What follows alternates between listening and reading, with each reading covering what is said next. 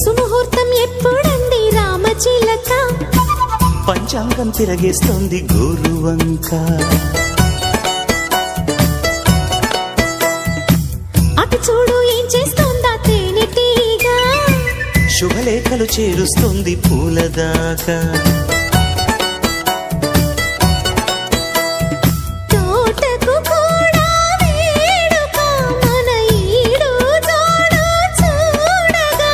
అన్ని ఎంతో మంచి శకునాలేగా నువ్వు నేను ఏకంకాగా.